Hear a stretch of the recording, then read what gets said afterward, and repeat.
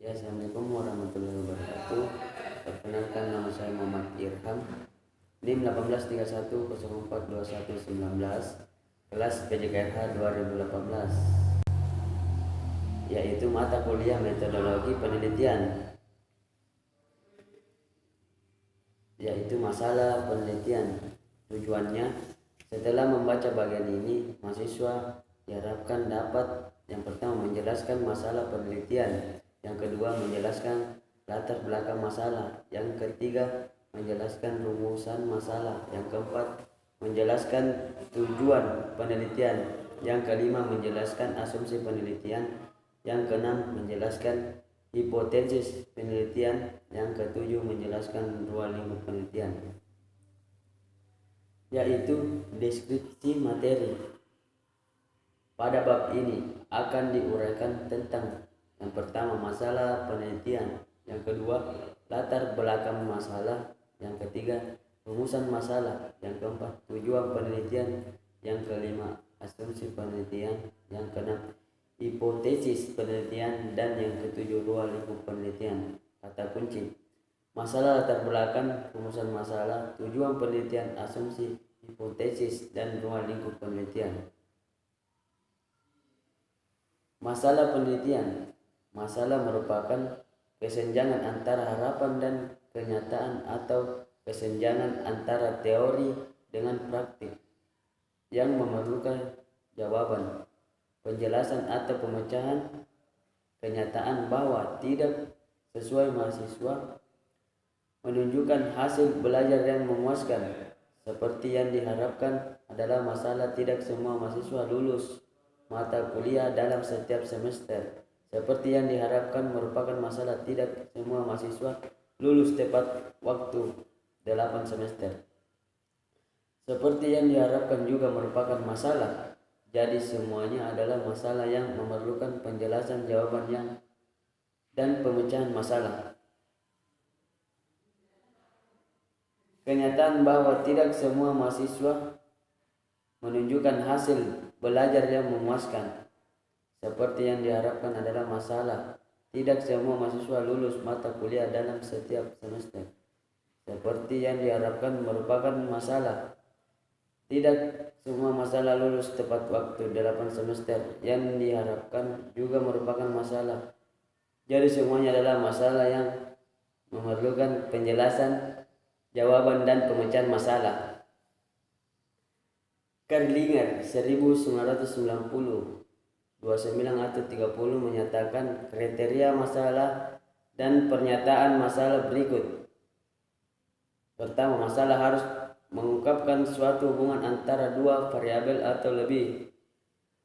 Yang kedua, masalah harus dinyatakan secara jelas dan tidak ambigu dalam membentuk pertanyaan dan masalah, dan pernyataan masalah harus dirumuskan dengan cara tertentu yang menyiratkan adanya kemungkinan pengujian empiris. Menurut Ibnu 2013, terdapat 3 hal yang harus dinyatakan atau dirumuskan dengan jelas sebelum suatu penelitian dilakukan. Ketiga hal tersebut adalah: 1. Masalah yang akan diteliti atau pertanyaan yang ingin dijawab. 2. Metodologi penelitian yang akan ditempuh untuk menemukan jawaban dari permasalahan tersebut. Dan yang ketiga, alasannya mengapa penelitian tersebut dilakukan. Arikunto S. 2005-1824 mengemukakan 3 persyaratan penting dalam mengadakan kegiatan penelitian, yaitu sistematis, berencana, dan mengikuti konsep ilmiah.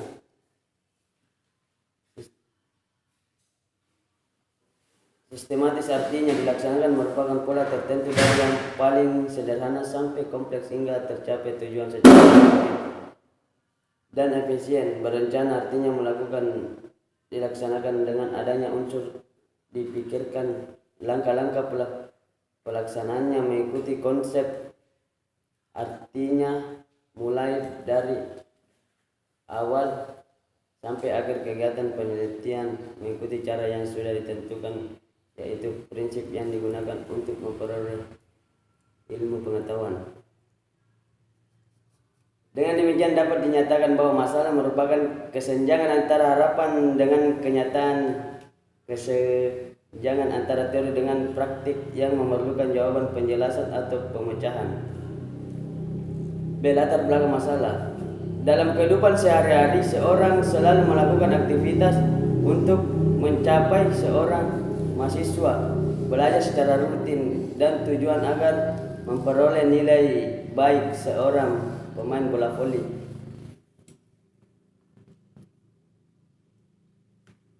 Melakukan latihan secara rutin 3 kali seminggu agar terampil bermain bola voli. Seorang petani rajin mengurus tanaman karena ingin memperoleh hasil yang baik. Contoh di depan menunjukkan bahwa seorang melakukan aktivitas karena alasan tertentu yang ingin dicapai. Demikian juga kegiatan penelitian, seseorang melakukan aktivitas penelitian karena ada alasan tertentu yang melatar belakangi mengapa penelitian tersebut dilakukan. Latar belakang masalah berisi tentang kesengajaan antara harapan dan kenyataan, baik kesengajaan teoretik ataupun kesengajaan praktik yang membelakangi masalah yang diteliti. Di dalam latar belakang masalah ini dipaparkan secara ringkas teori, hasil penelitian, kesimpulan seminar dan diskusi ilmiah ataupun pengalaman atau pengamatan pribadi yang terkait erat dengan pokok masalah diteliti. Dengan demikian, masalah yang dipilih untuk diteliti mendapat landasan berpijak yang lebih kokoh. Pada prinsip penelitian harus mampu menjawab pertanyaan mengapa masalah ini dipilih untuk diteliti. Untuk menemukan latar belakang penelitian, kata kunci yang biasa digunakan adalah mengapa WHY penelitian tersebut dilakukan. Mungkin ada alasan tertentu yang melatar belakangi, misalnya suatu diteliti tidak sesuai dengan harapan masyarakat, tidak selaras dengan idealisme, tidak sesuai dengan teori, dan sebagai alasan-alasan yang memerlukan jawaban, penjelasan atau pemecahan. Itulah yang dapat digunakan sebagai indikator bahwa sebuah penelitian tersebut layak atau tidak untuk dilakukan. Rumusan masalah. Dalam sebuah penelitian, setelah ditentukan latar belakang masalah, maka dilanjutkan dengan menyusun rumus masalah. Perumusan masalah merupakan upaya untuk menyatakan secara tersurat pernyataan-pernyataan yang hendak dicarikan jawaban. Perumusan masalah merupakan pernyataan yang lengkap dan rinci mengenai ruang lingkup masalah yang akan diteliti berdasarkan identifikasi dan pembatasan masalah.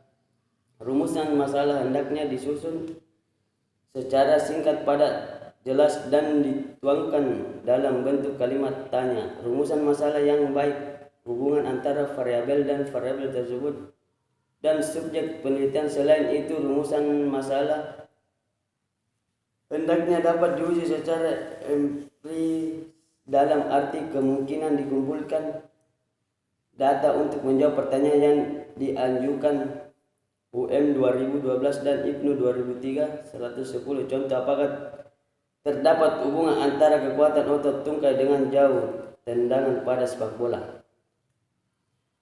Arya DKK 1979 mengumumkan perumusan masalah yang baik harus memenuhi 2 syarat. Yang pertama, menyebutkan dengan jelas apa yang akan dicari jawabannya, dan yang kedua, jelas ruang lingkupnya. Kedua syarat ini dapat dipenuhi apabila penelitian menyebutkan dengan jelas hal-hal sebagai berikut. Yang pertama, variabel-variabel yang terkait. Yang kedua, hubungan antara variabel-variabel tersebut. Yang ketiga, populasi terkait atau sasaran kajian merupakan subjek-subjek yang paling jelas keterkaitannya dengan permasalahan yang dikaji. Yang keempat, berbagai atribut lokasi waktu yang berfungsi membatasi ruang lingkup kajian yang berkaitan dengan tempat dan waktu terjadinya permasalahan maupun identitas khusus dari populasi, bagian populasi yang bersangkutan. 3. Pada umumnya, masalah penelitian dirumuskan dalam bentuk Kalimat tanya mengandung variabel-variabel penelitian yang terkait dan hubungan antara variabel-variabel tersebut ditunjukkan dari cakupan aspek yang terkait rumusan masalah. Penelitian dibedakan menjadi 2 tingkat rumusan masalah umum yang menunjukkan keseluruhan permasalahan penelitian secara utuh dan rumusan masalah khusus yang berfokus pada aspek-aspek tertentu dari permasalahan yang dikaji. Berikut ini disajikan beberapa contoh rumusan masalah untuk jenis penelitian deskriptif, korelasional, dan penelitian eksperimen. Yang pertama, penelitian deskriptif. Bagaimanakah keterampilan mengajar mahasiswa PPL program studi pendidikan jasmani FIK UNM. Yang kedua, penelitian korelasional. Apakah terdapat hubungan antara kekuatan otot tungkai dengan jauh tendangan pada sepak bola. Yang ketiga, penelitian eksperimen. Apakah terdapat perbedaan keterampilan bermain bola voli antara siswa yang melakukan latihan keseluruhan dengan latihan bagian. C. Rumusan masalah. Dalam sebuah penelitian setelah ditentukan latar belakang masalah, maka dilanjutkan dengan menyusun rumusan masalah. Perumusan masalah merupakan upaya untuk menyatakan secara tersurat pernyataan-pernyataan yang hendak dicarikan jawabannya. Perumusan masalah merupakan pernyataan yang lengkap dan rinci mengenai ruang lingkup masalah yang akan diteliti berdasarkan identifikasi dan pembatasan masalah. Asumsi. Asumsi merupakan anggapan dasar yang diakui kebenarannya atau dianggap benar tanpa harus dibuktikan terlebih dahulu. Keberadaan asumsi dalam kehidupan penelitian bukan merupakan suatu keharusan, namun menjadi pertimbangan untuk disajikan. Dengan kata lain, dapat dinyatakan sepanjang diperlukan. Asumsi dapat dicantumkan, tetapi kalau keberadaannya tidak diperlukan, maka tidak perlu dicantumkan. Tidak semua penelitian memerlukan asumsi. Jadi penelitian tidak perlu memaksakan suatu asumsi jika memang tidak secara fungsional dibutuhkan. Asumsi penelitian adalah anggapan-anggapan dasar tentang suatu hal yang dijadikan pijakan berpikir dan bertindak dan melaksanakan penelitian. Misalnya penelitian mengajarkan asumsi bahwa sikap seseorang dapat diukur dengan menggunakan skala sikap. Dalam hal ini, ia tidak perlu membuktikan kebenarannya hal yang diasumsikannya itu, tetapi dapat langsung memanfaatkan hasil pengukuran sikap yang diperoleh. Asumsi dapat bersifat substantif atau metodologis. Asumsi substantif berhubungan dengan permasalahan penelitian, sedangkan asumsi metodologis berkenaan dengan metodologi penelitian. Di dalam penelitian, anggapan-anggapan semacam ini perlu dirumuskan secara jelas sebelum melangkah mengumpulkan data. Anggapan-anggapan semacam inilah disebut anggapan dasar, postulat atau asumsi dasar. Penelitian perlu merumuskan anggapan dasar.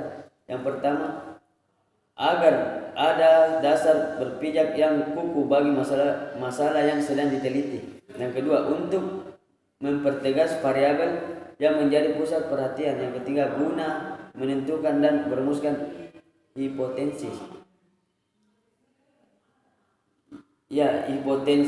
Hipotesis merupakan dugaan sementara yang didasarkan pada pendekatan berpikir deduktif. Tidak semua penelitian kuantitatif memerlukan hipotesis penelitian.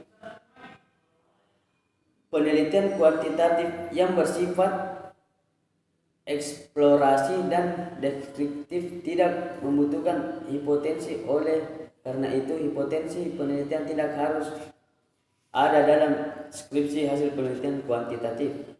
Hipotensi merupakan suatu pernyataan yang penting kedudukannya dalam penelitian. Oleh karena itu, penelitian dituntut dapat merumuskan hipotesis secara tepat dan jelas.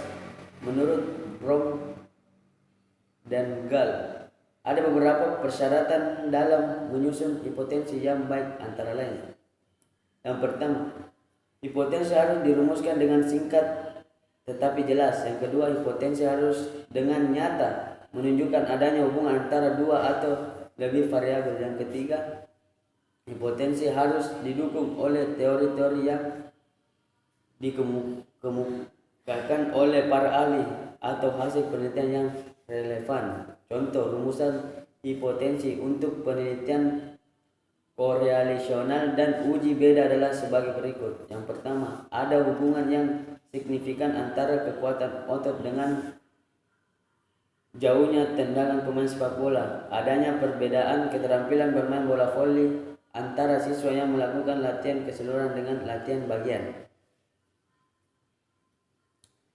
Ruang lingkup penelitian. Sebuah penelitian memerlukan batasan-batasan tertentu agar tujuan penelitian dapat dicapai. Masalah dapat dijelaskan, dijawab atau dipecahkan. Batasan-batasan tersebut diwadahi di dalam ruang lingkup penelitian. Ruang lingkup penelitian berisi tentang konsep, variabel, indikator, dan deskriptor jika ada secara rinci, sehingga memudahkan bagi peneliti dalam melakukan penelitian. Makin rinci jabaran yang disajikan dalam ruang lingkup penelitian dimungkinkan akan makin memudahkan penelitian dan menyusun instrumen penelitian. Ruang lingkup penelitian. Sebuah penelitian memerlukan batasan-batasan tertentu agar tujuan penelitian dapat dicapai.